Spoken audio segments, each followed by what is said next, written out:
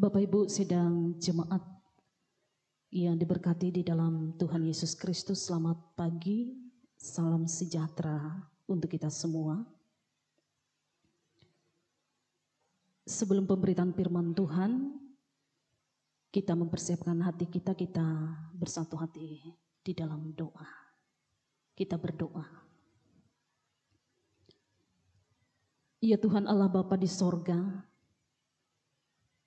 saat ini kami membuka hati dan pikiran kami untuk Tuhan isi dengan firman-Mu, yang kiranya akan melengkapi kami kembali hidup memuliakan Tuhan dalam segala hal. Roh-Mu yang kudus kiranya meliputi hati, pikiran, dan seluruh kehidupan kami ya Tuhan, sehingga nama Tuhan selalu dipermuliakan di sepanjang kehidupan kami. Terpujilah Engkau ya Tuhan. Amin. Bagian firman Tuhan yang diperhadapkan bagi kita pada pagi hari ini sesuai dengan Almanak Nas Gereja Kalimantan Evangelis, yaitu terdapat dalam Injil Yohanes pasal 1 ayat 43 sampai ayat yang ke-51. Yang demikian bunyi firman Tuhan dengan judul Murid-murid Yesus yang pertama. Pada keesokan harinya Yesus memutuskan untuk berangkat ke Galilea. Ia bertemu dengan Filipus dan berkata kepadanya, "Ikutlah aku." Filipus itu berasal dari Betsaida, kota Andreas dan Petrus. Filipus bertemu dengan Natanael dan berkata kepadanya, "Kami telah menemukan Dia yang disebut oleh Musa dalam kitab Taurat dan oleh para nabi, yaitu Yesus anak Yusuf dari Nazaret." Kata Natanael kepadanya, "Mungkinkah sesuatu yang baik datang dari Nazaret?" Kata Filipus kepadanya, "Mari dan lihatlah." Yesus melihat Natanael datang kepadanya, lalu berkata tentang dia, "Lihat, inilah seorang Israel sejati, tidak ada kepalsuan di dalamnya." Kata Natanael kepadanya, "Bagaimana engkau mengenal aku?" Jawab Yesus kepadanya, "Sebelum Filipus memanggil engkau, aku telah melihat engkau di bawah pohon ara." Kata Natanael kepadanya, "Rabi, engkau anak Allah, engkau raja orang Israel." Yesus menjawab katanya, "Karena aku berkata kepadamu, aku melihat engkau di bawah pohon ara, maka engkau percaya. Engkau akan melihat hal-hal yang lebih besar daripada itu." Lalu kata Yesus kepadanya, "Aku berkata kepadamu, sesungguhnya engkau akan melihat langit terbuka dan malaikat-malaikat Allah turun naik kepada Anak Manusia." Demikian firman Tuhan untuk kita pada pagi hari ini. Yang berbahagia adalah mereka yang mendengarkan firman Tuhan serta memelihara di dalam hidupnya. Amin.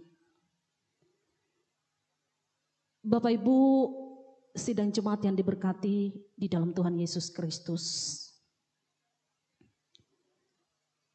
sebuah peribahasa mengatakan, dalamnya laut bisa diukur, dalamnya hati siapa yang tahu. Hal ini Bapak Ibu dan saudara-saudara menjelaskan bahwa untuk mengenal dan memahami kepribadian seseorang bukan hal yang mudah.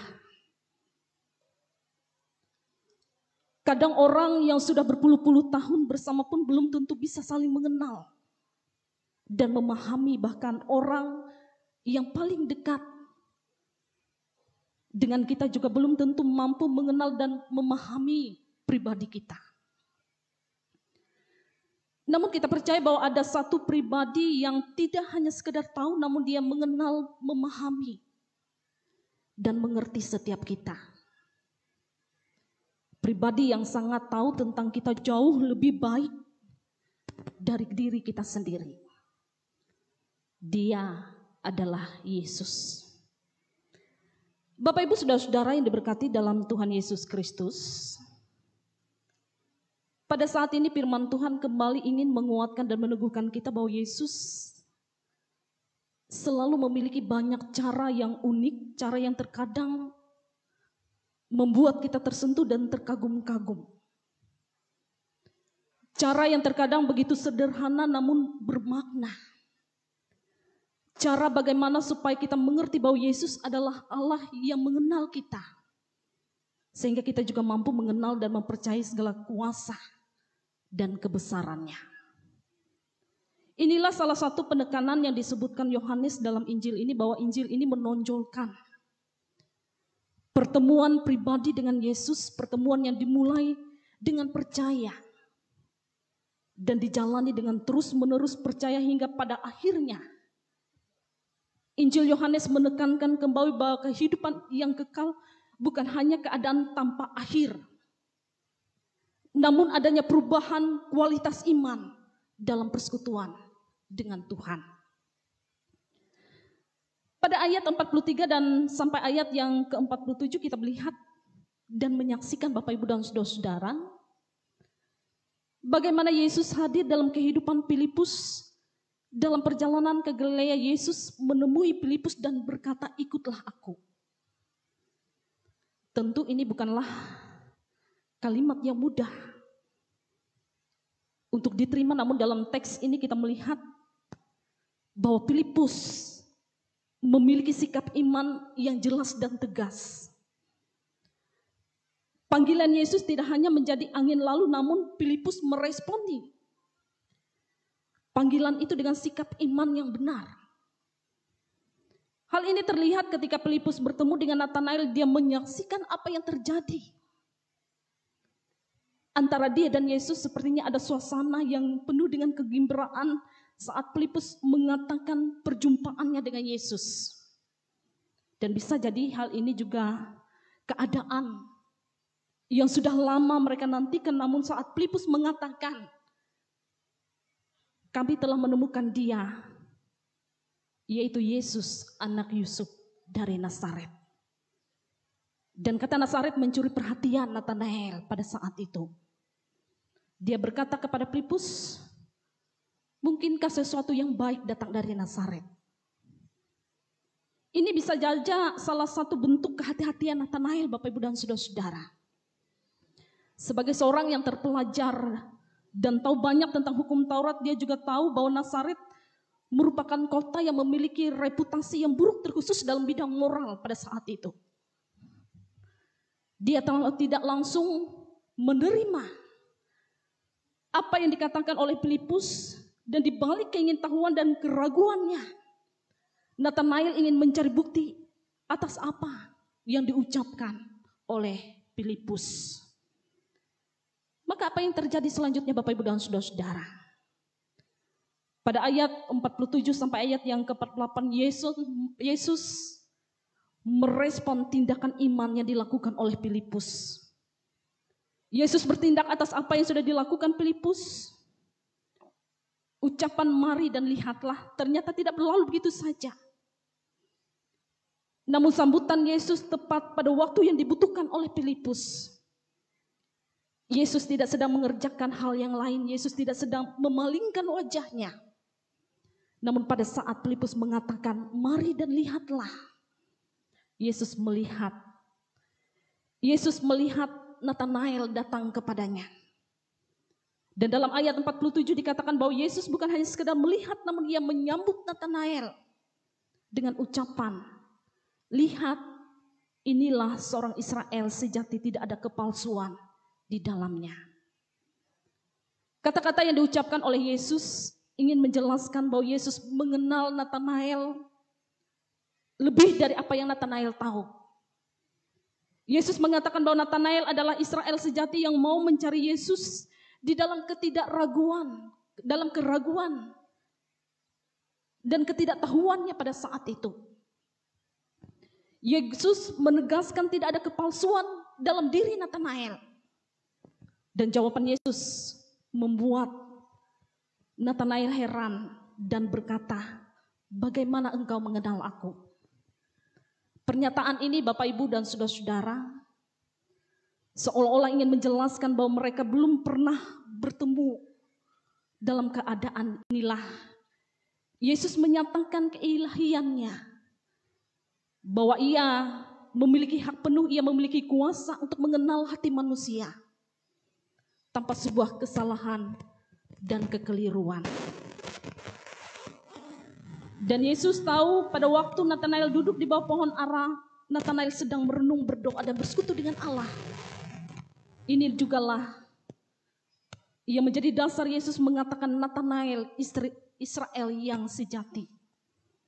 Sebab bagi orang Israel duduk di bawah pohon ara menandakan keheningan dan ketenangan roh di dalam persekutuan dengan Allah. Dan pada ayat 49 menjelaskan keyakinan iman Natanael menjadi penuh kepada Yesus dan ia melakukan imannya di hadapan Yesus dengan mengatakan, "Rabi, engkau anak Allah, engkau Raja Israel."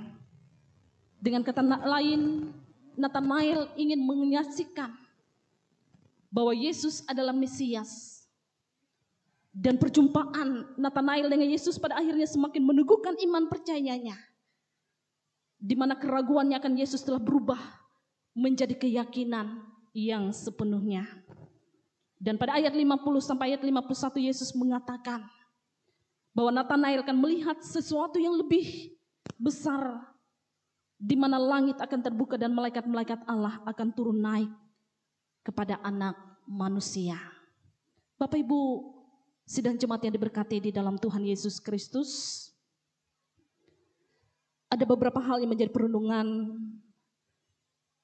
kita melalui firman Tuhan yang kita dengarkan pada saat ini.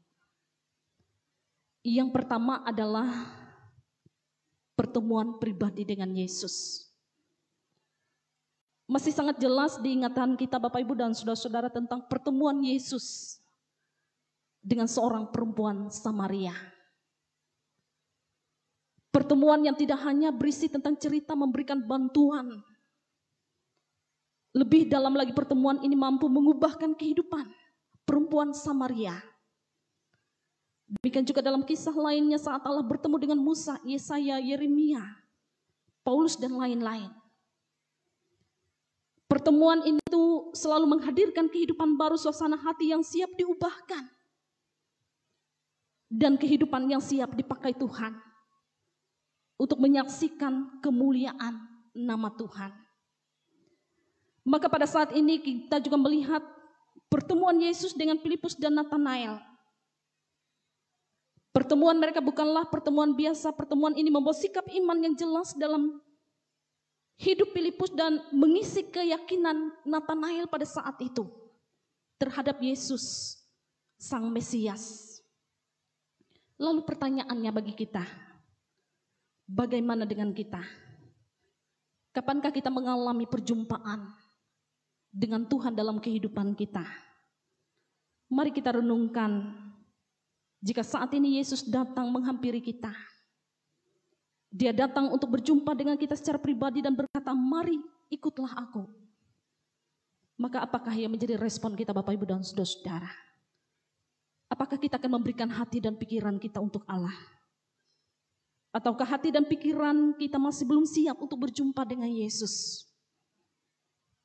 Jemaat yang terkasih, beranilah untuk menghancurkan kerasnya hati kita dan pikiran kita akan kehadiran Allah.